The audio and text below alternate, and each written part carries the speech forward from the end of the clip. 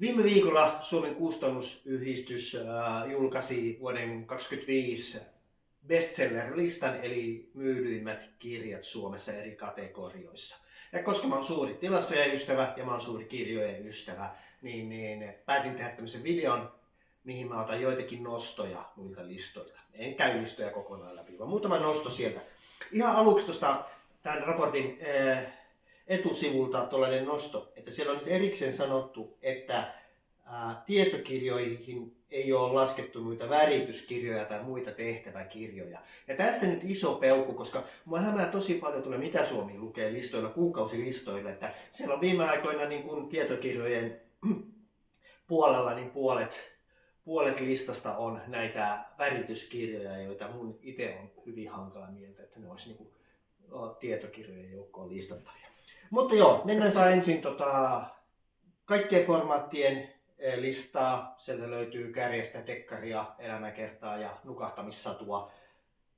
Tässä kohdassa ehkä niin kuin yksi huomio, että tähän kaikki formaatit, niin tässä nyt näyttää siltä niin, että näillä joka listalla, niin tässä äänikirjat lasketaan niin kuin kuuntelukertojen mukaan. Sitten kun se koko äänikirjalogiikka muuten toimii kuunnellujen minuuttien ja tuntien mukaan, se on mistä äänikirjan kuuntelijat maksaa ja se on miten kirjailijoille korvataan, niin tämä on ehkä niin vain hyvä huomio, että tällä bestseller-listalla mun käsityksen mukaan niin puolen tunnin äänikirja on ihan yhtä arvokas kuin 20 tunnin äänikirja, kun tavallaan monessa muussa paikassa se ei ole näin. No joo, mennään näihin kirjoihin sitten.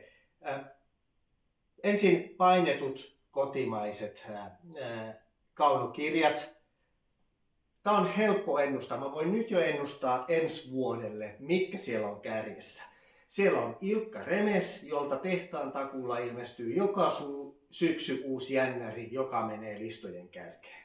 Siellä on Enni Mustosen kirja, jolta tehtaan takuulla joka kevät ilmestyy uusi kirja, joka menee sinne listojen kärkeen. Sitten siellä on se Finlandia-voittaja, joka just ehtii joulumyyntiin ja myy siellä niin paljon, että menee listan kärkeen. Ja sitten siellä on viime aikoina ollut, ja varmasti ensi vuonna myös on vähintään yksi Satu Rämö siellä kärjessä. Eli nämä 4 löytyy tuolta ensi vuonnakin, jos ei ihmeitä tapahdu. On löytynyt jo pitkä aikaa.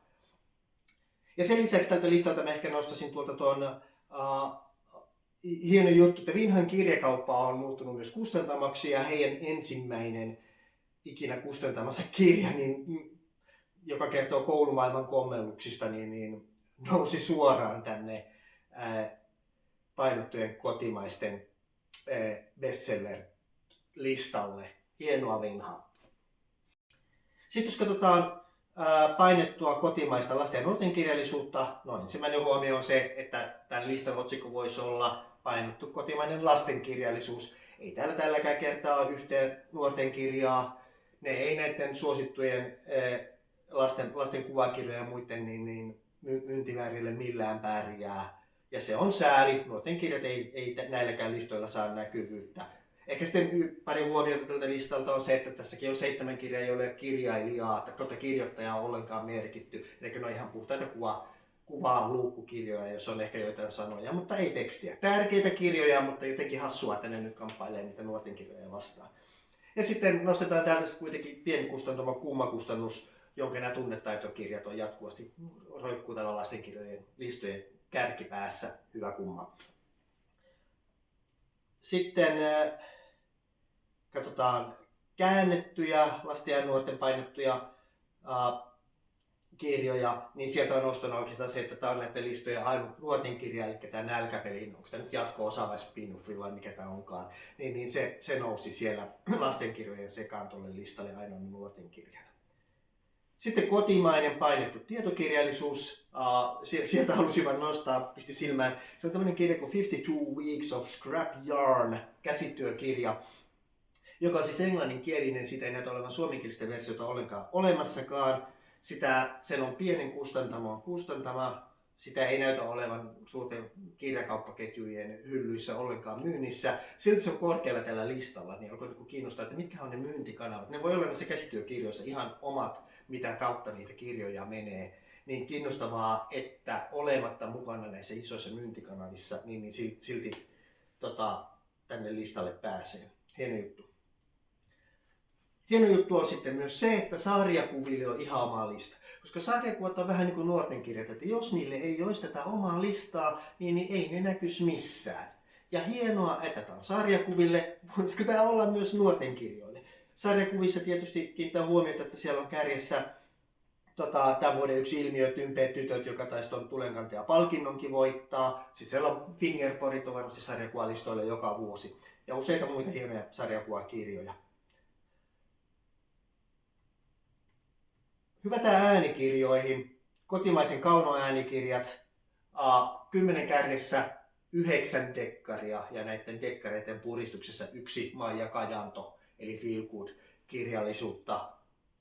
Kotimaisia äänikirjoja, niin dekkarit niin dominoi todella paljon. Jostain syystä niin dekkarit ja äänikirjat, niin siitä on tullut joku semmoinen match made in heaven, siltä se näyttää. Lasten ja nuorten äänikirjoissa, tänne taas niin kuin, lasten äänikirjoissa, koska nuorten kirjoilla ei ole mitään chanceja päästä tänne, etenkin jos tämä lasketaan, niin kuin näyttää, niin kuuntelukertojen perusteella. Tässä on, että jos sun sukunimi on Noronen, Nopola tai Salakari, niin silloin on todella hyvät chanssit tälle listalle. 18/20 tällä listalla on näin sellaisia, että nämä kirjailijat on siinä mukana. Nämä on näitä tuttuja sarjoja, jotka pyörii joka paikassa. Ja sitten ehkä vieläkin keskittyneempää on ulkomaisten lasten ja nuorten äänikirjojen lista. Täällä on pelkästään ilta kautta unisatuja ja sitten ne Robatin päiväkirjaa. Ei mitään muuta. No sitten jos katsotaan ulkomaisen kaunokirjallisuuden äänikirjoja, niin tämä oli mulle yllätys. Täällä on kärjessä aikuisten unisadut. Unisatuja erittäin rauhattomille aikuisille. Varmaan ihan tarpeellinen kirja, mutta oli vähän yllätys multa. Ulkomaalaisten kaunokirjojen kärjessä on tämä kirja. Ja nukahtamissadut oli kärjessä myös tuolla lasten ja nuorten puolella. Mutta varmaan tietokirjojen puolella on jotain ihan muuta. Katsotaanpa käännetty tietokirjallisuus äänikirjat. Ja siellä on kärjessä Haluan nukahtaa. Eli nyt näyttää siltä niin, että äänikirjoissa pärjää, jos kirjoittaa dekkarin tai kirjoittaa sellaisen kirjan, jonka ääressä on helppo nukahtaa. Nämä on ne genret, mitkä siellä rulettaa. Hypätään sitten e-kirjoihin, sähkökirjoihin, millä nimellä nyt sitä haluakaan kutsua. Näiden myynti on aika pientä Suomessa. Näillä on kuitenkin erilliset listat kaikissa kategorioissa. Katon niistä muutamia. Tuossa käännetty kaunokirjallisuus, niin se niin huomioon, että siellä sähkökirjoissa niin romantiikka ja fantasia niin rulettaa. Ja vähän muutenkin näyttää, että näissä e-kirjoissa romantiikka ja fantasia on vahvemmin mukana siinä, missä taas äänikirjat on sitä dekkareiden hallitsemaa aluetta. Että jostain syystä tämä formaatti ja genre vähän niin kuin resonoi, näyttäisi, että sillä on jotain merkitystä. Sitten jos katsotaan lasten ja nuorten kotimaiset e-kirjat, niin well done Tammi.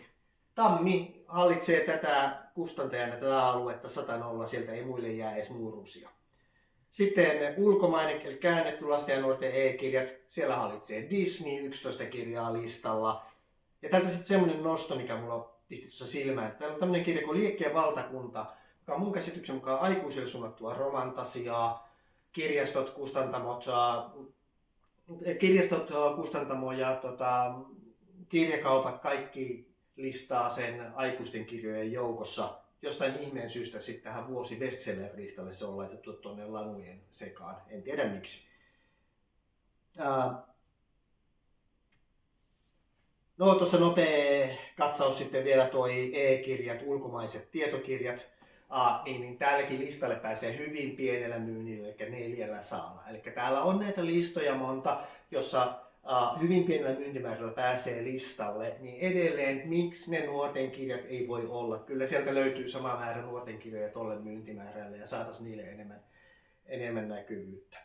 Ja viimeisenä pokkarit, josta totean, että se on täysin Satu Rämön valtakuntaa sitten nämä pokkarimyynti. Ja semmoista miettiä, että onkohan nämä pokkarit mukana siinä painettujen kirjojen myynnissä vai onko tämä niinku ihan erilleen, että ne on sitten erotettu sitä painetusta kirjasta nämä luvut. En tiedä, en löytänyt tietoa, ei ehkä kovin olennaista. Mutta tässä mun huomioita tästä listalta, että oli hauska katsoa vähän tarkemmin ja tehdä tämmönen video. Jos on mitään kommentteja tähän, niin mielellään kuulen. Laita kommenttia tonne video alle. Moro!